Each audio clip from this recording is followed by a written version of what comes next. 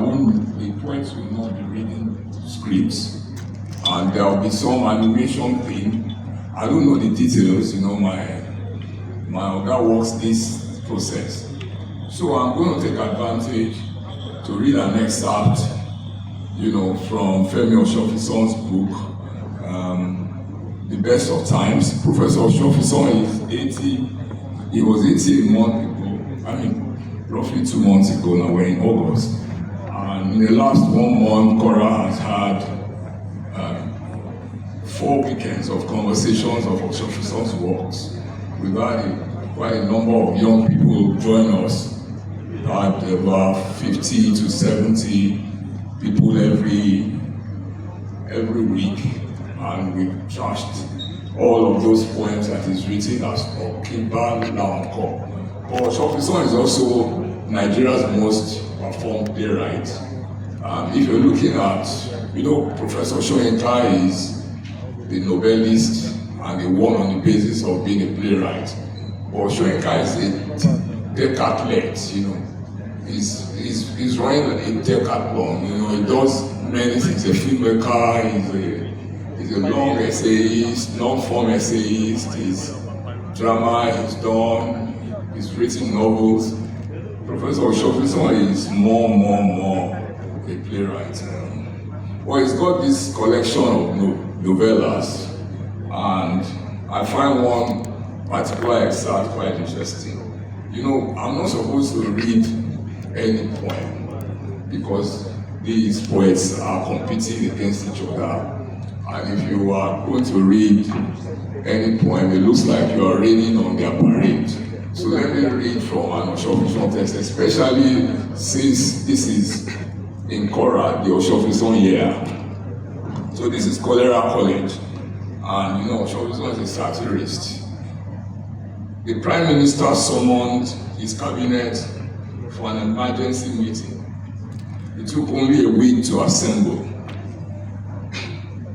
The Finance Minister was flown in from Switzerland, where he had gone to hide some of the nation's money, so he would not come to harm within the country. He did not relish the abrupt interruption of his patriotic mission.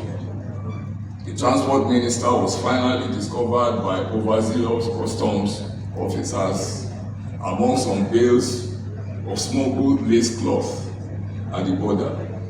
He was publicly commended for his detective genius, and the customs officers were rebuked. Culture Minister could not be present, being occupied at the time with cleaning up the brothels. But as soon as the quorum was formed, the Prime Minister got up to address his men. Gentlemen of the cabinet, he said, I'm sure you've all heard the news. A serious situation has developed in one of our colleges.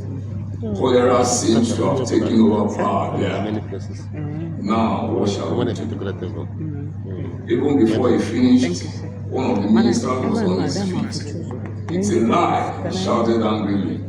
And so furious was he that for some seconds the cabinet saw his heavy jowls walking up and down rapidly like some engine gone out of order, without any coherent words coming through. He was an Ekiti man of illustrious background, but ever since his student days he had never been able to control his fits of temper.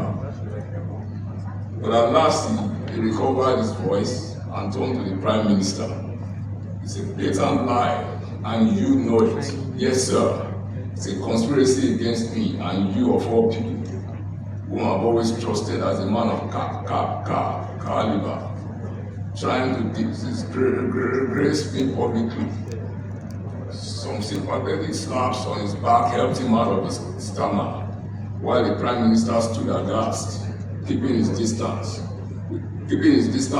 with one hand watchfully caressing the cutlass hidden in the folds of his agbada. These are the people you never can tell. They will have to be fighting to death, he told himself.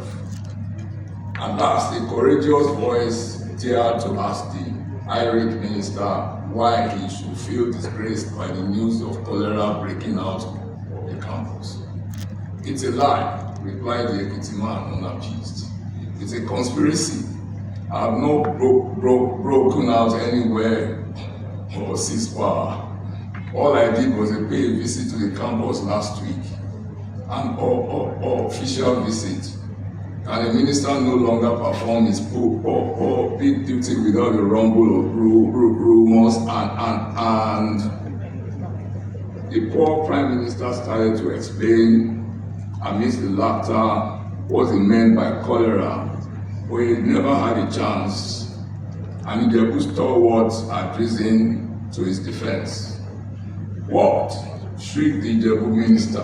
You Ekiti bushman, do you dare accuse the Prime Minister of tribal jingoism?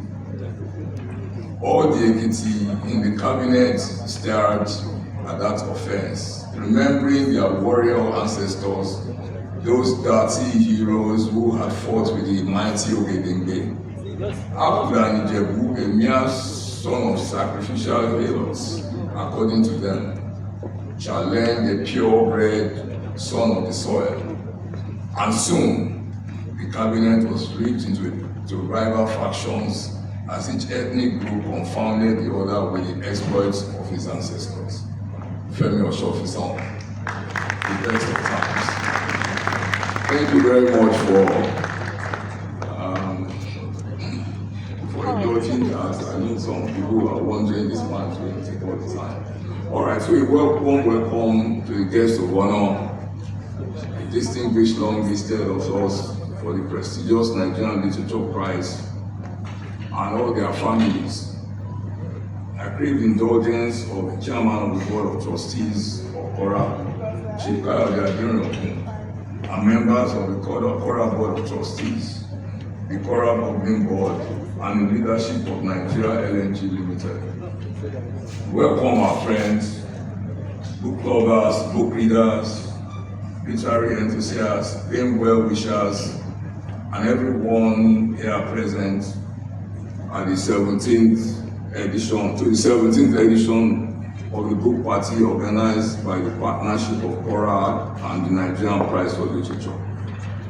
We're here because a profitable gas company, Nigerian gas company, decided that a way to spend some share of its profits is to enable the Nigerian reading space.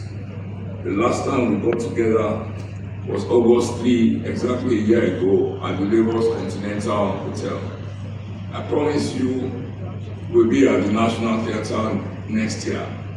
The venue needs patronage.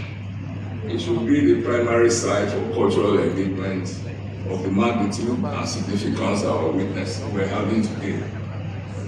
I want to congratulate the Nigerian NLNG, who are close to completion of the 35% expansion of their factory. The NLNG runs the largest midstream hydrocarbon plant in sub-Saharan Africa, and is a beautiful player of taxis with Nigerian treasury. I was just reading the NLNG facts and figures. You should get a hold of that. They paid $700 million to the tax to Nigerian treasury last year. That's a lot of money. That's 0.7 billion. I'm not going to tell you how much dividend they paid to the state. Since they were tax compliant, they paid close to $15 billion to the state, and this is a 30-year-old company.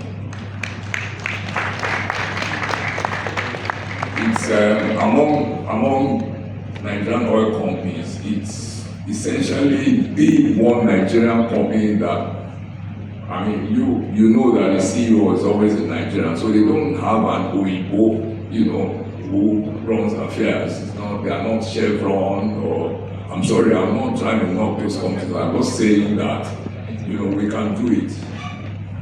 The NLNG, I congratulate. Okay, so they just also have an incoming CEO, Mr. Leye Falade, who just resumed work in March. He was